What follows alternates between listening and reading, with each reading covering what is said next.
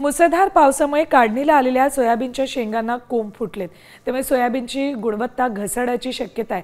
त्यामुळे शेतकरी अडचणीत आलाय. थेट शेतातून ही परिस्थिती आपल्याला दाखवतात आमचे प्रतिनिधी संजय राठोड. यवतमाळ जिल्ह्यातील शेतकऱ्यांच्या शेतशिवारामध्ये सध्या दुःखाचं चित्र पाहायला मिळते.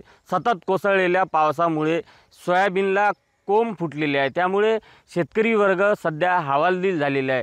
यवतमाळ जिल्ह्यात 9 लाख हेक्टरवर खरीपाची पेरणी करण्यात आली होती. त्यात 5 लाख हेक्टरवर कापूस तर उर्वरित 4 लाख हेक्टरवर सोयाबीनची पेरणी करण्यात आली होती. मात्र सतत कोसळणाऱ्या पावसामुळे सोयाबीन आणि कापूस उत्पादक शेतकरी सध्या हवालदिल झालेला आहे. यवतमाळ जिल्ह्यात 1047 मिमी पाऊस कोसळल्याची नोंद प्रशासनाने केलेली आहे. त्यामुळे सरासरीपेक्षा जास्त पाऊस कोसळलेला आहे.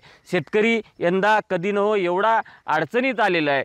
त्यामुळे नुकसानग्रस्त शेतकऱ्यांना तात्काळ मदत द्यावी अशी मागणी वारंवार शेतकऱ्यांमधून केली जात आहे. संजय राठोड, साम टीव्ही न्यूज, यवतमाळ. आता isakal.com आहे देशातील नंबर 1 ची मराठी न्यूज वेबसाईट. प्रत्येक अपडेटसाठी isakal.com ला नक्की भेट द्या.